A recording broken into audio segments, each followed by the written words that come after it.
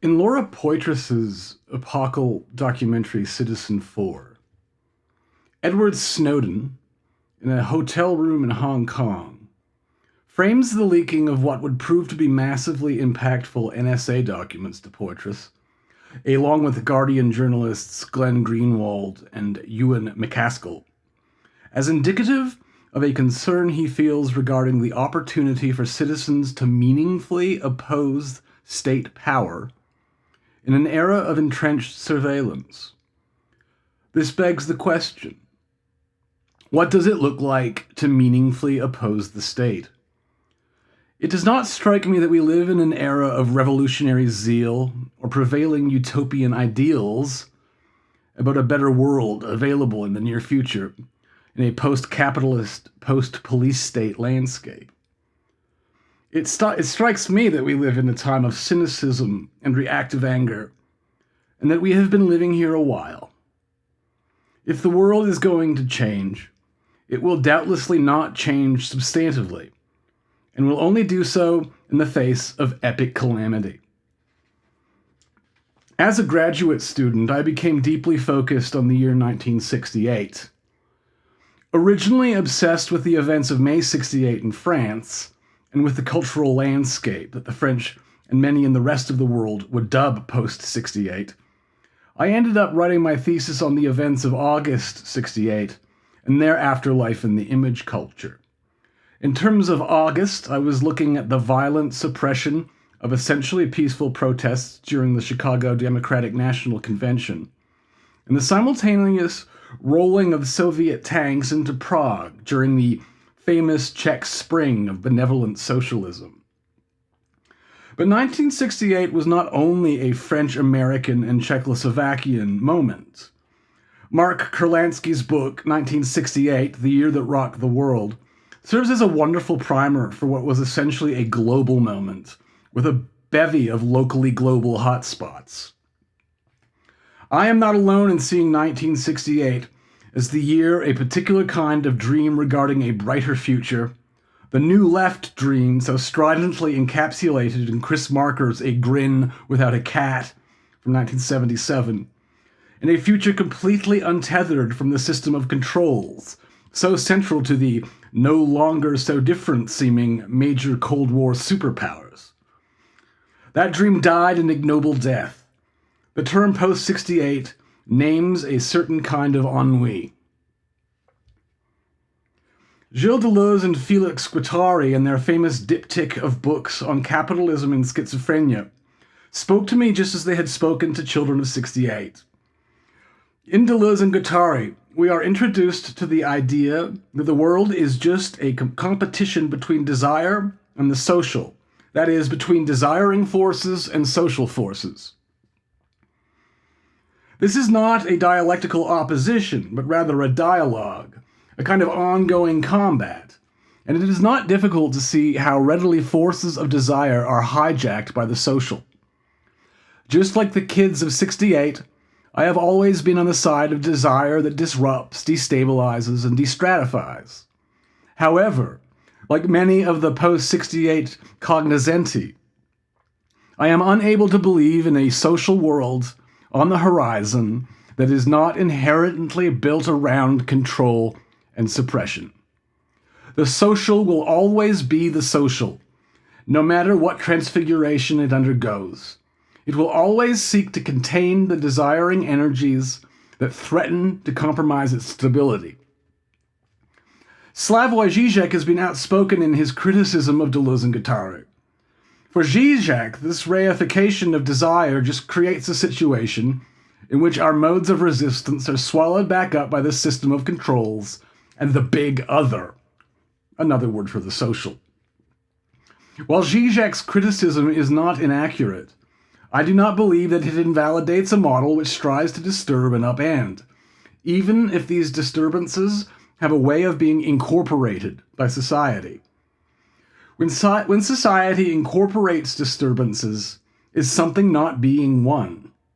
Besides, with what would Žižek replace this model? The fact that he wrote a book called In Defense of Lost Causes which suggests that there are things that should be salvaged from Stalinism, is hard to take as anything other than a bizarre, though yes, perhaps somewhat amusing joke. Lately, he has taken to claiming that we live in a time that calls for more talk and less action, which is the same thing as saying there is nothing to be done. In the sense that I am on the side of desire that disrupts, destabilizes, and destratifies, I am a kind of anarchist. This kind of anarchy has nothing to do with future modeling. It does not espouse the efficacy of a lawless future without governments. Rather, it sees anarchy all around us in the present and available to us all. Why do we have law to begin with? We have law, and law by necessity, because the world is wildly anarchic, and we are desperate to retain some measure of control. I accept that we need control, but I am firmly on the side of forces that disrupt in a manner that pleases me. I am not on the side of any kind of violence for the sake of violence. I am not on the side of terrorism and mass murder. I am on the side of art, play, inventive protest, and the dissemination of incendiary information. Perhaps the defining book on this subject for those of us who were young in the 1990s was Hakim Bey's Taz, The Temporary Autonomous Zone, Ontological Anarchy, Poetic Terrorism. The idea fundamental to Bey's book is the judgment that we are free to invent against the grain of the state, to live in our own psychotopographies, and to attack poetically, living with one foot in society and one foot outside of it. Bey is consciously indebted to the nomads and schizos of Deleuze and Guattari. As he quotes, "These nomads practice the razzia. They are corsairs. They are viruses. They have both need and desire for TAZs, camps of black tents under the desert stars, interzones, hidden fortified oases along secret caravan routes, liberated bits of jungle and badland, no-go areas, black markets, and underground bazaars." Autonomous zones are by necessary temporary. Revolution is closed, says Bey, but insurgency is open. And the insurgent needs to be flexible. Get in and get out. It would seem that in an era when surveillance is entrenched as it is now, these zones are going to be harder to find and occupy. So be it. I can think of no better traditional example of the temporary autonomous zone than the Sierra Maestra mountain range and the role it played in the Cuban Revolution.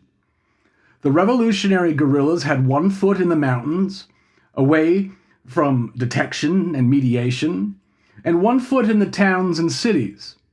The mountains were a temporary autonomous zone where the revolutionaries were able to organize. The revolution was unthinkable without them. Nobody was watching. When I think of poetic terrorism, I cannot possibly be the only person who immediately thinks of graffiti. I think especially of the 1983 Tony Silver, Henry Chalfant documentary Style Wars, originally produced for American PBS. The film follows a number of young graffiti artists, or writers as they like to be called, who bomb subway cars with spray paint. It is hard not to think of the famous French graffiti manifestos of May '68, the ultimate poetical terrorist mantras. It is forbidden to forbid. Take your desires for reality. Under the paving stones the beach. The train yards of Style Wars, where the best work is done, because that is where the writers have adequate time to do their work with precision and care, are themselves temporary autonomous zones.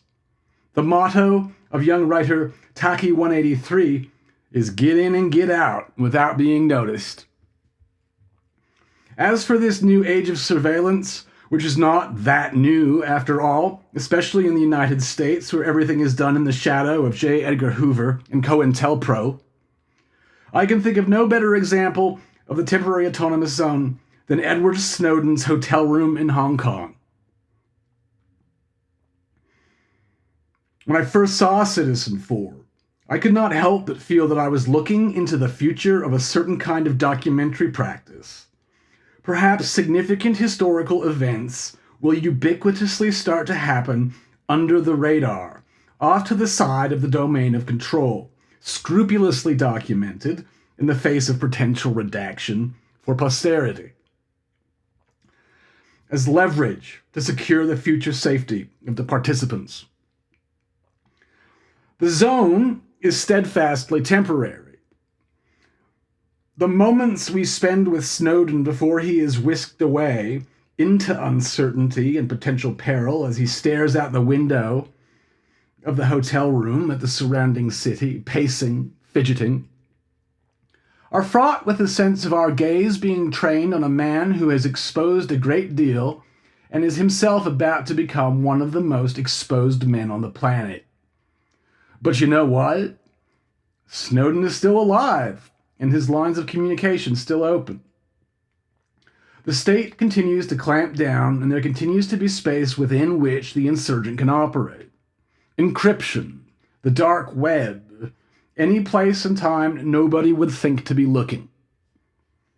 Should we be paranoid? Walter Kern's essay for the November 2015 Atlantic Monthly, in which he details the manner in which everything from our daily real-world activity to every last trace of microdata we leave in our wake is mined by governments and corporations, is entitled, "If You're Not Paranoid, You're Crazy." I personally refuse to be paranoid. I am a fairly reckless, shoot-from-the-hip kind of fellow, and I am happy to be monitored, even when I might happen to be doing things which are especially unsavory. I was amused also by a recent YouTube clip I saw in which the aforementioned Slavoj Žižek welcomes his own personal surveillance at the hand of the big other. Let them watch, he says. Maybe they'll learn something. As for people who are up to business that absolutely needs to remain unmonitored, don't be paranoid, be sophisticated.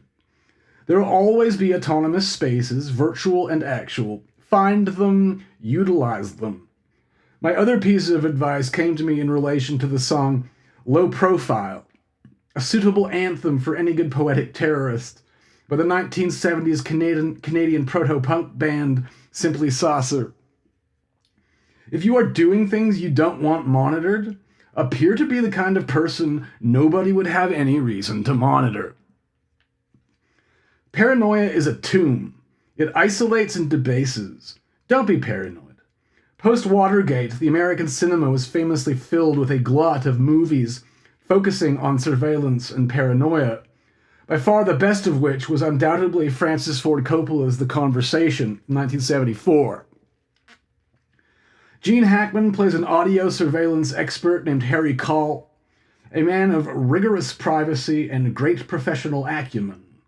From the beginning of the movie, we are subtly introduced to the myriad ways in which Harry's carefully guarded privacy is compromised. By the end of the film, Harry, aware that there is a bug somewhere in his apartment, tears the place apart right down to a section of hardwood floor, and sits alone in his gutted quarters, playing a solemn tune on his sax. Our privacy, just like all attempts to compromise it, it's a matter of control.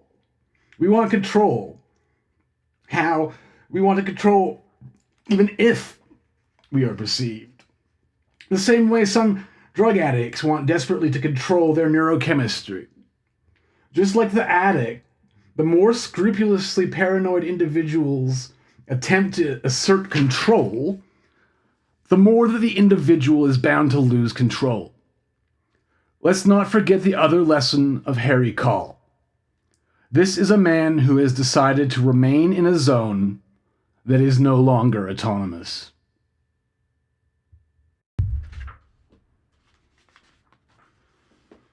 There are lots of forces at play in this world. Chaotic though it may all seem, they are arranged just so.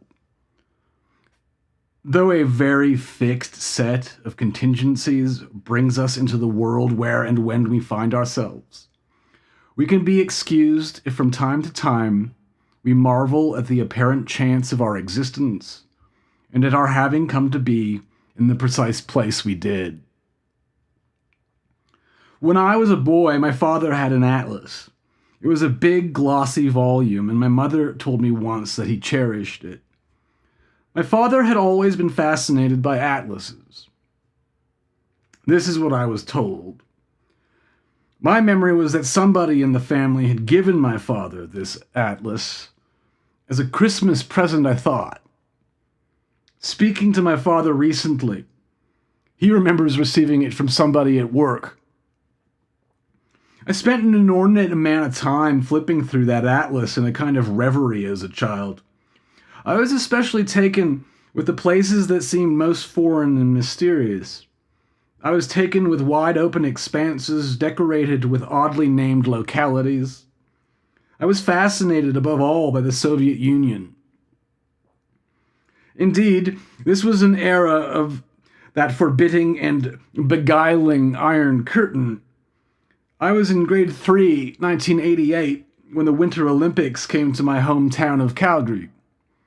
Our teacher gave us the assignment of writing a fan letter to the Olympic athlete of our choice. I chose the goaltender for the Soviet hockey team. I begged my parents to buy me the jersey of the Soviet hockey team. This was an exceedingly odd thing for a Canadian child to request. The Soviets were our enemies after all. They were certainly our enemies on the ice. The ice. Our Canadian national spirit appeared to live and die there. Alas, I was in all significant respects an odd kid. It is perhaps not surprising at all in retrospect that a Canadian boy begging for a Soviet hockey jersey would end up playing punk rock as a teenager. My mother and father lived in Iran for some time in the 1970s, not too long before the Iranian Islamic Revolution of 1979, the year I was born. My father, a prairie boy who had grown up on a farm, dirt poor, had seen the same way out of there that many did. He got a job early on through his uncle working on oil rigs in Alberta. He then went to school and studied engineering. My father once told me that he ended up in Iran because of his long hair, mutton chops, and generally insubordinate effect. The guy divvying out jobs to trainees didn't like the look of this young man, so my dad found himself in Iran at the worst place they had available, working on offshore rigs in the Persian Gulf. My mother found herself there too. She has told me that she probably would have gotten the fuck out of there if traveling without a husband's permission were not verboten in the Middle East. Part of the set of contingencies that brought me into this world may indeed have something to do with the repressive policies of the Islamic world. It bears noting that the experience of this world, and of being a minority in a foreign country for the first time, appears to have made my mother a tougher person. She has told me that she was terrified when she first walked the streets of Tehran and was met with catcalls, crudity, and the implicit threat of sexual violence. Eventually, she said, if somebody yelled something nasty at her, she would have had no problem picking up a brick and communicating with body language that she would not hesitate in hurling it through the malefactor's windshield. Aside from the atlas, my parents had a number of photo albums from the 1970s. I spent a lot of time flipping through these photo albums as a child and then as a teenager. When I moved off to university, practically as far away as I could get without leaving the country, to a place where nobody knew me and where nobody I knew was going. The pictures in these albums were taken throughout Western Europe and the Middle East. My parents were beautiful 20-somethings. My dad, who had subsequently become a highly respectable production man high up in the oil and natural gas racket, had then seemed like a playful wild man. It was hard for me to fathom that my parents, these not at all worldly kids from the prairie, had turned into these beautiful young adults and traveled to all these extraordinary places.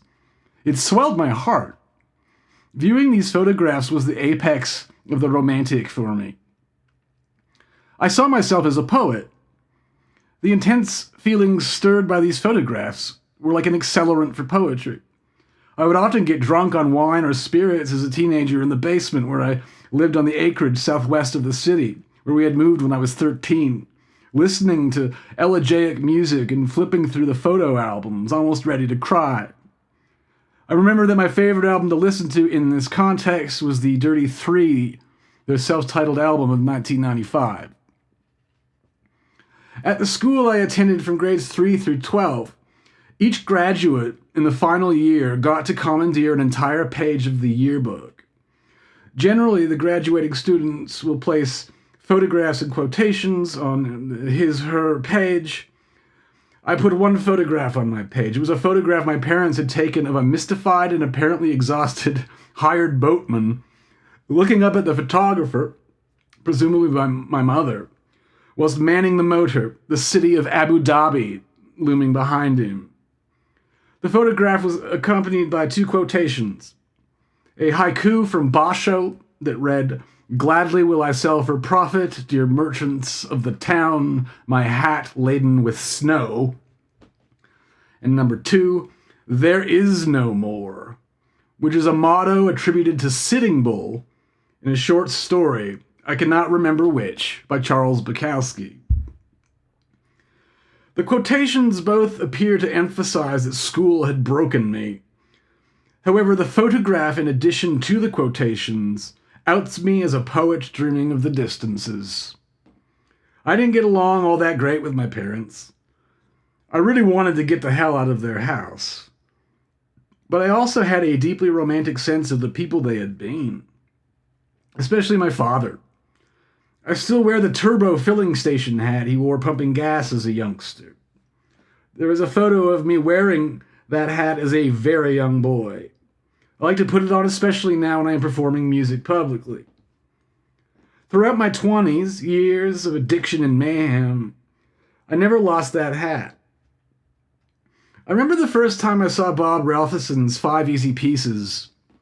The romantic feelings I got watching Jack Nicholson work on the rigs in the early section of that film stirred feelings in me that were particularly poetic, the stuff of Keats.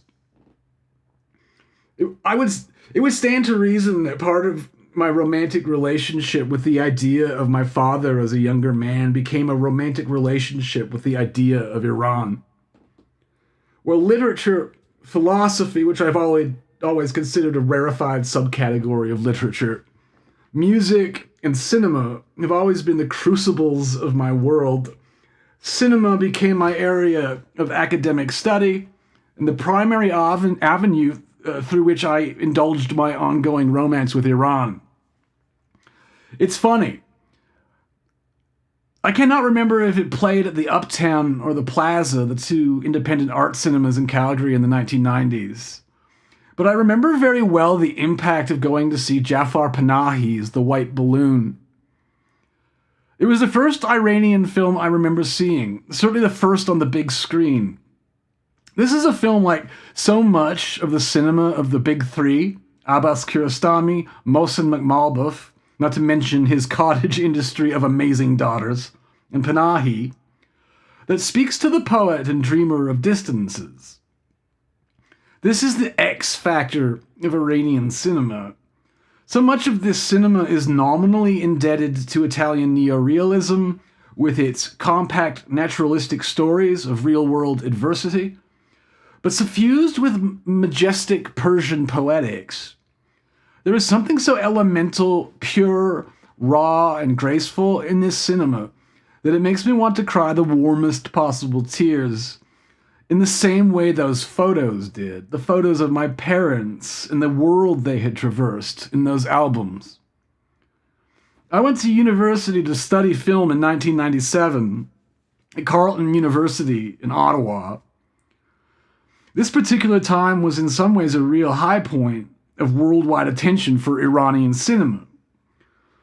1997 was the year Kiarostami's Taste of Cherry shared the Palme d'Or at Cannes with Shohei Imamura's The Eel. In the interest of full disclosure, A Taste of Cherry was not my favorite Kiarostami. I find philosophical to be or not to be dialogues a mite portentous. I actually liked Imamura's The Eel, which also played Ottawa's Bytown Cinema that year, significantly more than Cherry. The first Iranian film that absolutely blew me away at the Bytown that year was actually McMulbeth's Gaba. It is a movie that does not get discussed much, but I cannot remember up to that point ever having had such a ravishing poetic encounter with a voluptuary of colors in a movie theater. This was the 1990s. Even more than now, this was a time when a 35mm print of a movie coming to town could be comparable to finally getting to see one of your favorite bands at one of your favorite venues. I may have had a more powerful experience with GABA than Taste of Cherry, but the most powerful experience I had at the Bytown that year was a 35mm print of Kiarostami's 1987 film, Where is the Friend's Home? I remember persuading another somewhat doubtful non-cinephiliac undergrad to join me on foot. It was a considerable jaunt, but we didn't want to pay for the bus. Where is the Friend's Home is perhaps the great film of childhood and topography. The perfect film for an emerging man who had grown up with a fetishistic love of his father's atlas. A few years later, and a little further into alcoholism, mental illness, and the attendant insanities, I remember a remarkable night in Toronto with my friend Corey, when a then very rare print of Kiarostami's 1974 debut feature fiction film, The Traveller, made its way to the Cinematheque Ontario. We were pretty drunk. In fact, we were drinking quite brazenly from open containers in the theater itself. But it was not just strong drink that provoked elation that night. We were transported and wholly awed. I remember this time actually weeping. I'm writing this less than a month after Kiarostami's death, which is still fresh. He did not at all die at an unreasonably early age, but this death stings considering there are not very many filmmakers from whom I was more excited to see what was next. Of course, he had branched out. He was having trouble doing what he wanted to do in Iran. His last two major features took place in France and Japan, respectively. I am told he was working on something set in mainland China. It would appear that this might also be a man who had a special relationship with his atlas. I live in Calgary again, the 36-year-old sober man who has cleaned up his act and managed to find a place to reside in the awe and wonder. I consider my vocation to be witness to history, because I have somehow not died despite having danced so carelessly and so long at the precipice.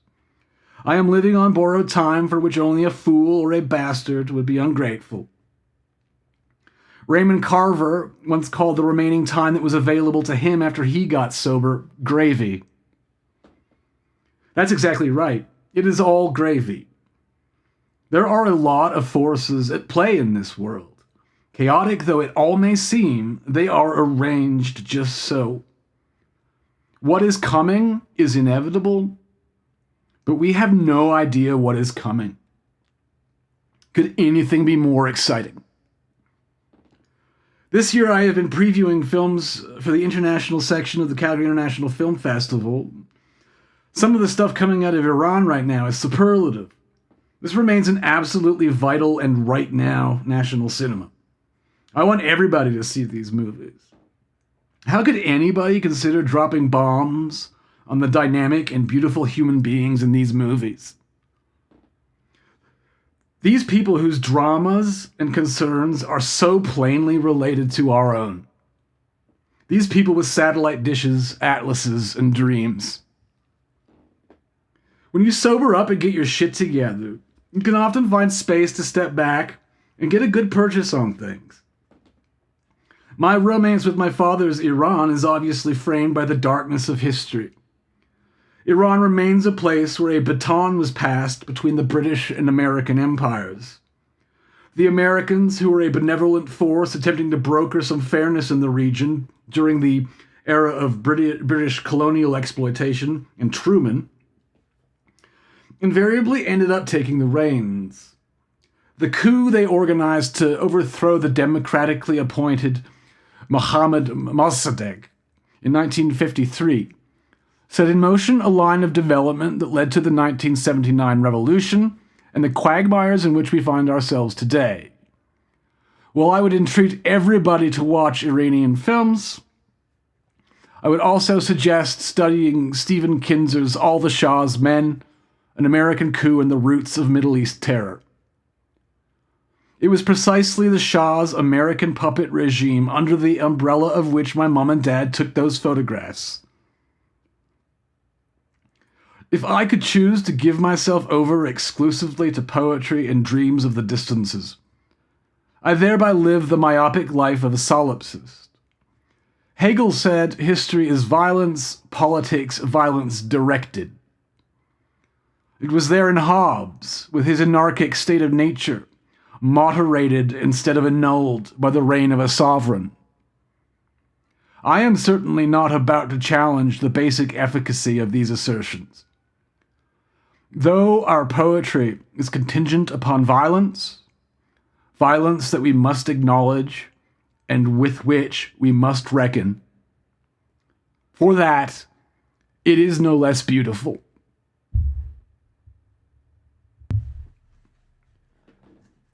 The need we possess for master narratives, or at any rate for discursive niceties allowing us to wrap things up tidily and affix them with a bow, is attested to endlessly in the critical commentary that emerges from major film festivals.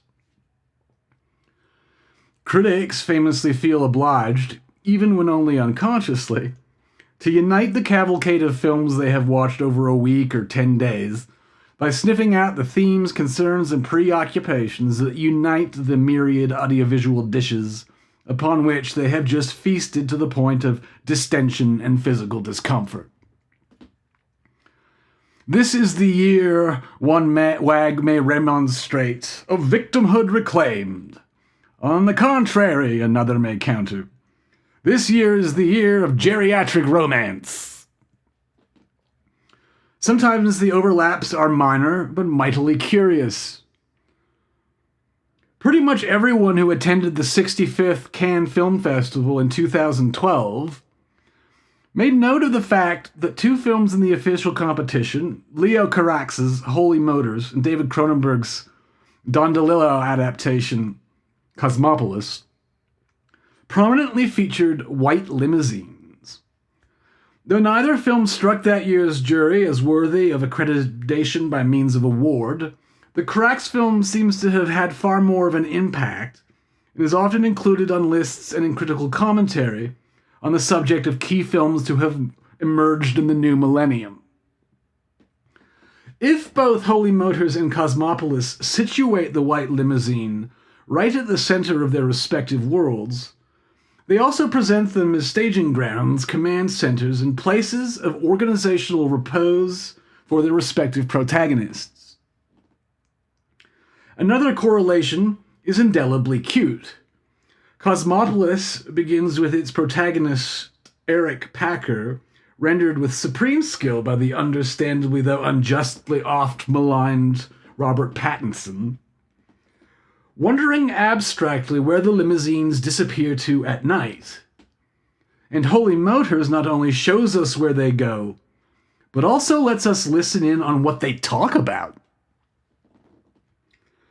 My suspicion is that Holy Motors is the more culturally visible and critically celebrated film because it is in many ways a brazen, frontal demonstration of filmmaking virtuosity.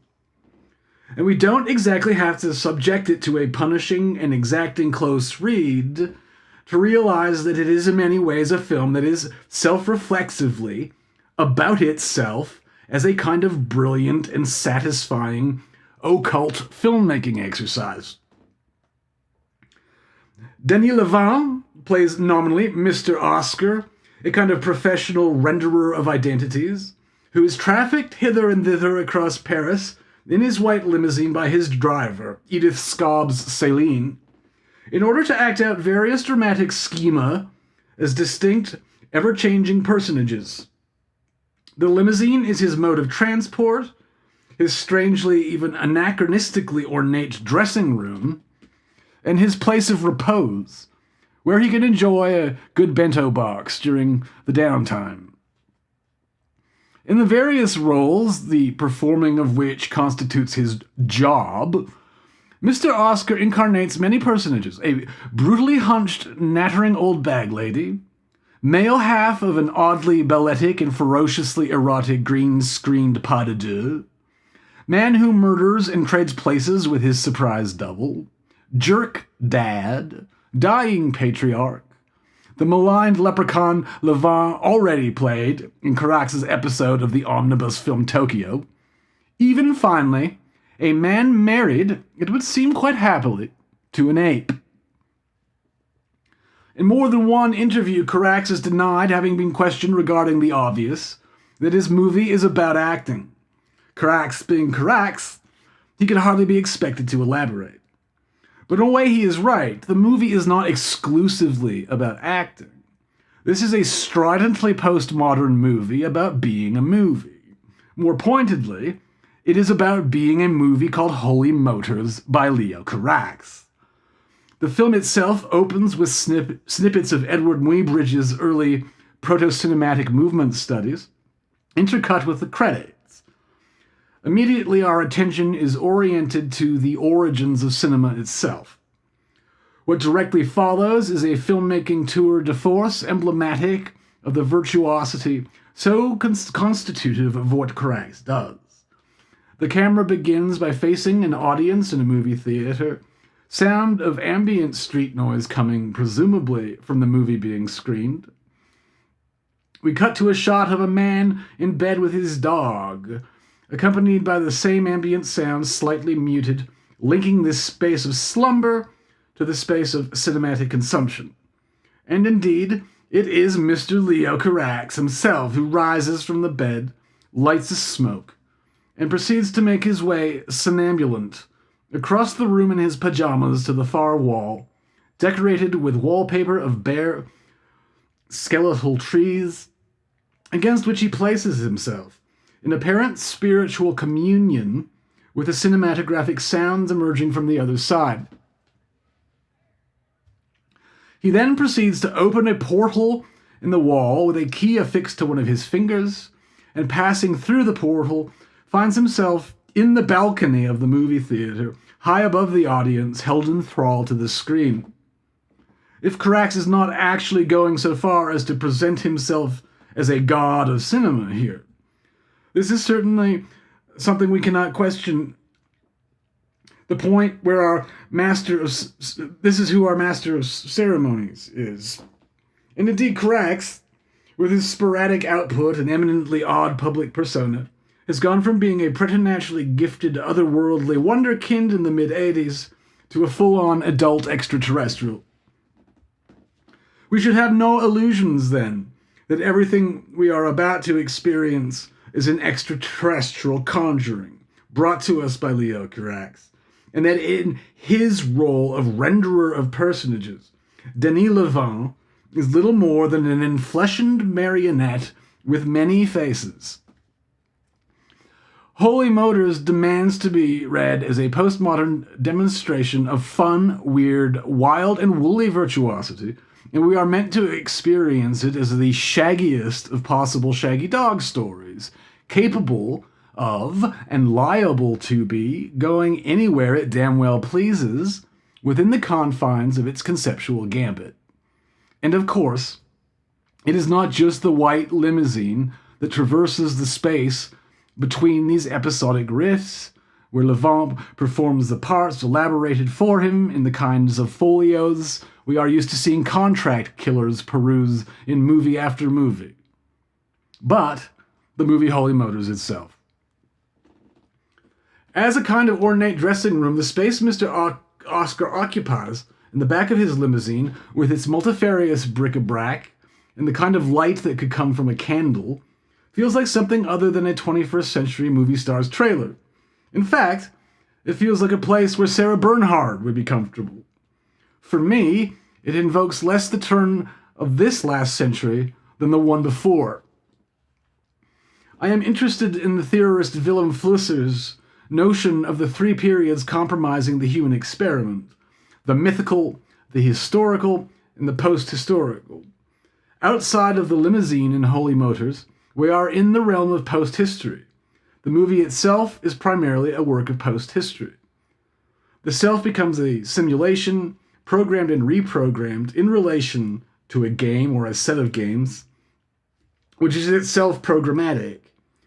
For Flusser, in his essay Mythical, Historical, and Post-Historical Existence, the, quote, world picture of post-history is a field of possibilities inscribed in a program. It is impossible for me not to see the back of the limousine, then, as the movie's last primary bastion of historical existence. It is where the makeup comes on and off. It is where Mr. Oscar is simply Mr. Oscar, and where a whole lot of ornate bric-a-brac suggests a geology or archaeology of time. Cosmopolis flips this. In Cosmopolis, the back of the limousine is the space of post-history par excellence. There are two spaces towards the end of Cosmopolis, arrived at inevitably if circuitously, that become spaces in which historicity is foregrounded, precisely as the post-historical order is becoming catastrophically problematized. But we have plenty of time to get there. We must start with the limousine. If the back of the limousine in Holy Motors is a space that brings to mind the dressing rooms of the great actresses and actors of yore, the back of the limousine in Cosmopolis is a space of screens, simulations, and what Paul Virilio calls the interactivity of the real time of instantaneous exchanges. If Mr. Oscar steps out of his cab as himself a simulation, Eric Packer experiences the entire world as a simulation from within the closed confines of his. Cosmopolis is essentially a faithful adaptation of DeLillo's novel. All of its dialogue is taken directly from the book, one line excluded. This may seem incongruous, as Cronenberg is famous for adaptations, especially Naked Lunch and Crash, which take extraordinary license. The way Cronenberg radicalizes and improves upon DeLillo's already quite excellent novel, however, is through subtraction and streamlining. The story follows the magnificently powerful and wealthy bond trader cum currency speculator Eric Packer, again as played by Robert Pattinson, as he slowly traverses a Manhattan clogged by virtue of a presidential motorcade, a funeral procession, and local manifestations of global anti-capitalist protest, on his way to get a haircut. Entire streets, asserts his head of security, have been deleted from the map. Along the way, Eric meets with various members of his inner circle, his security team, and his wife of a short time, a woman from whom he is so fundamentally disconnected that when we first see them together, she wonders wistfully at the fact that he has blue eyes. Whereas Mr. Oscar is transported by limousine from episodic happening to episodic happening in Holy Motors, the first two-thirds of Cosmopolis primarily involve episodic encounters within the limousine itself. The through line is that while Eric traverses Manhattan and convenes with those in his employ, unchartable irregularities are occurring with the value of the Chinese yuan and the Japanese yen in the novel of 9 years earlier, threatening to bring his empire crashing to the ground. The final third of the movie is punctuated with two major schisms that parallel Eric's unraveling with cataclysmic entropy in the market. A tactic of estrangement is central to Cronenberg's project here, and it manifests itself in two obvious ways in regards to how he constructs the filmic space of the limousine. Every screen surface in the limousine was originally green. It was originally green screen. And the images and information on those screens were added in post-production, including the city as seen through the windows, functionally making those windows screens. And secondly, the elimination of any oral signifiers that we are in a city, and the privileging of silence over ambient noise. At one point, Packer asserts that he has had his limousine Prousted. which is to say lined with cork to eradicate street noise, in the manner of Marcel Proust's writing space. The world outside the limousine, then, is visually represented through the filter of screens, and the auditory world is prevented from penetrating.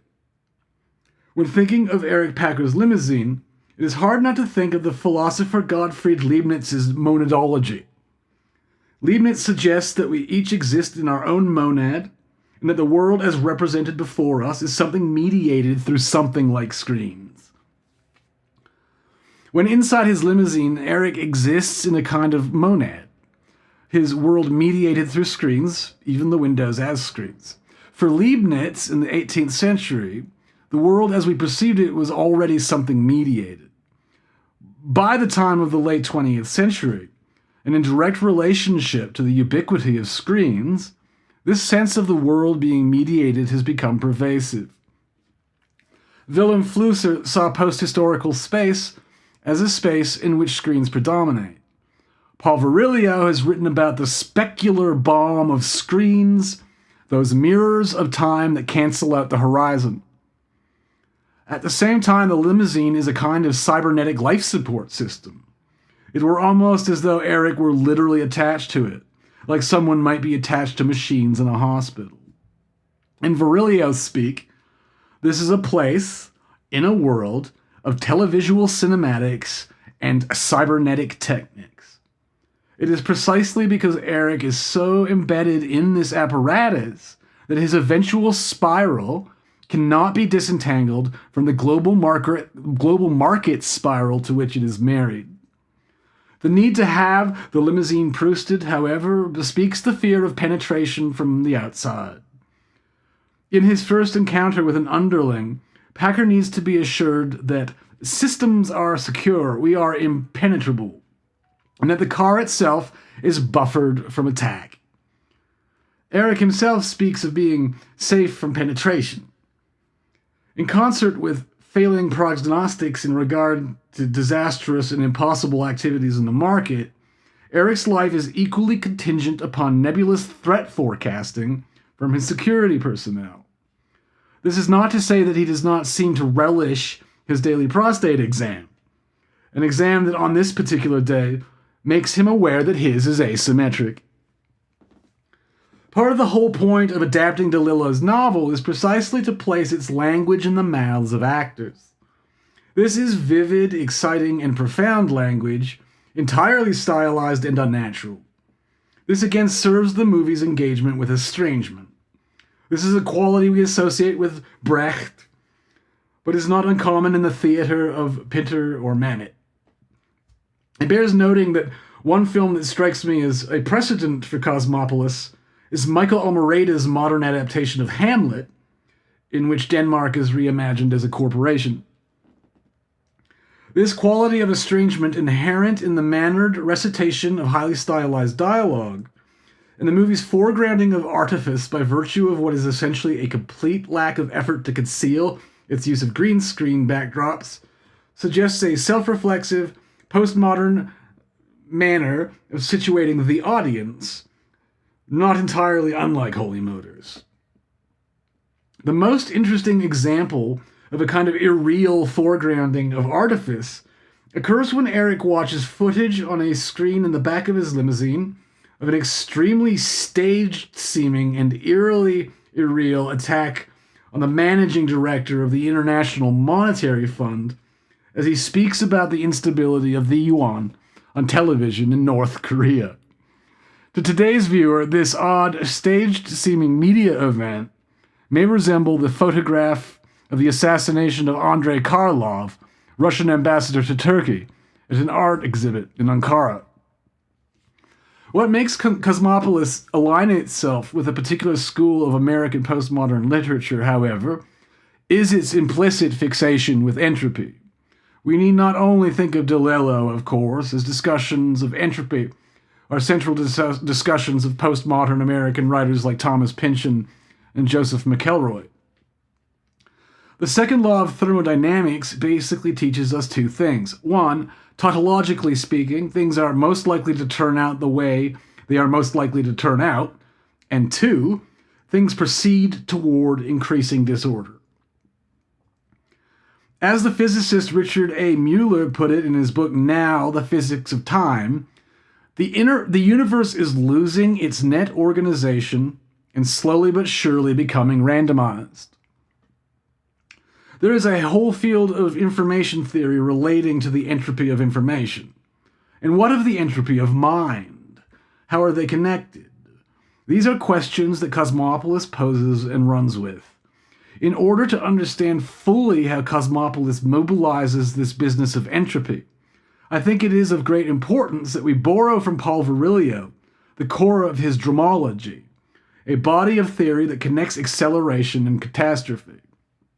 Indeed, as the interactivity of the real time of instantaneous exchanges speeds up, things start to spin catastrophically out of orbit towards disorder and what Virilio calls colorfully in his book, The Original Accident, the abomination of the destiny of peoples.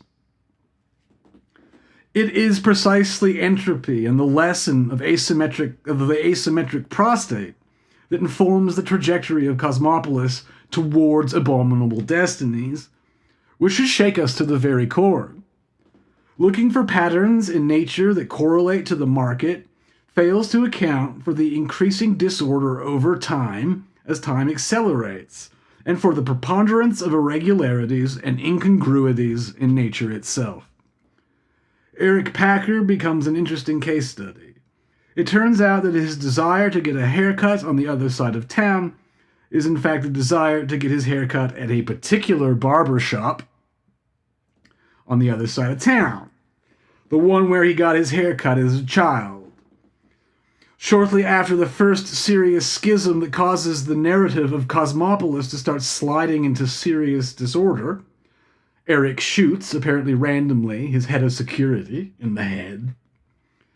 Eric finally arrives at the barbershop, and guess what?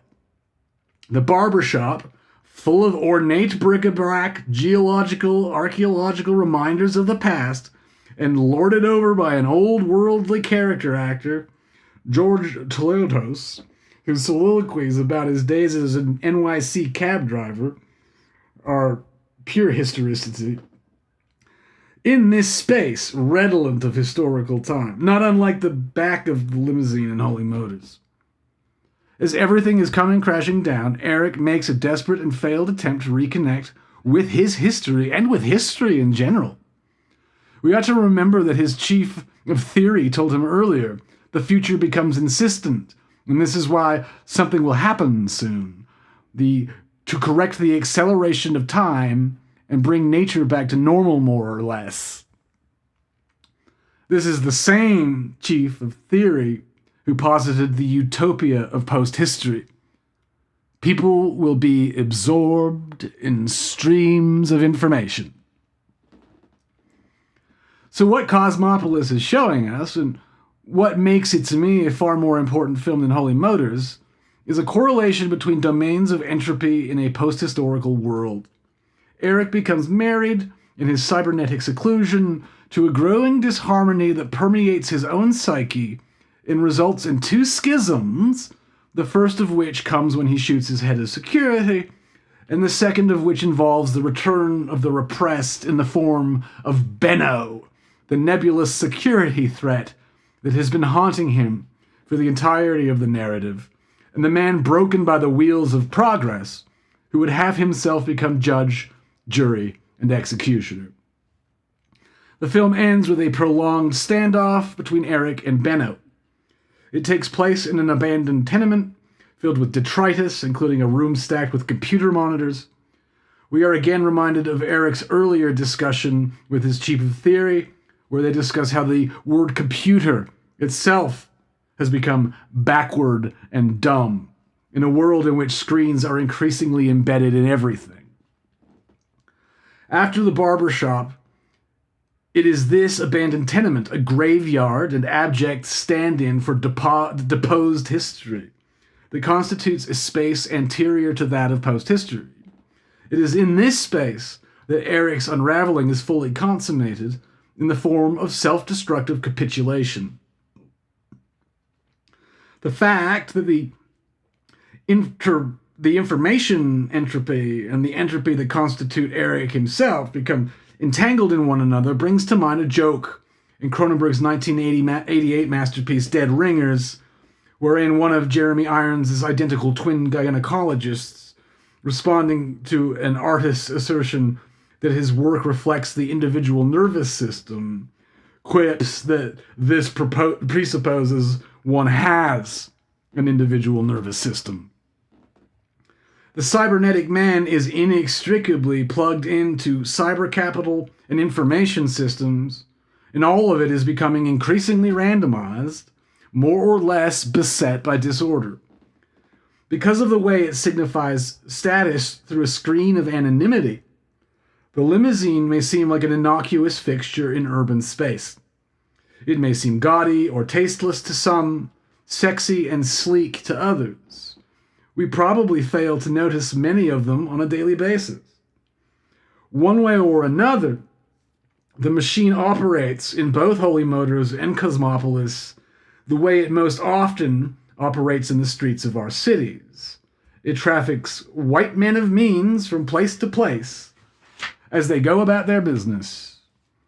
As far as these two particular white limousine movies go, Holy Motors may have earned the lion's share of attention, but it is Cosmopolis that speaks to the perplexities faced by our species at the present moment, careening toward nothing good.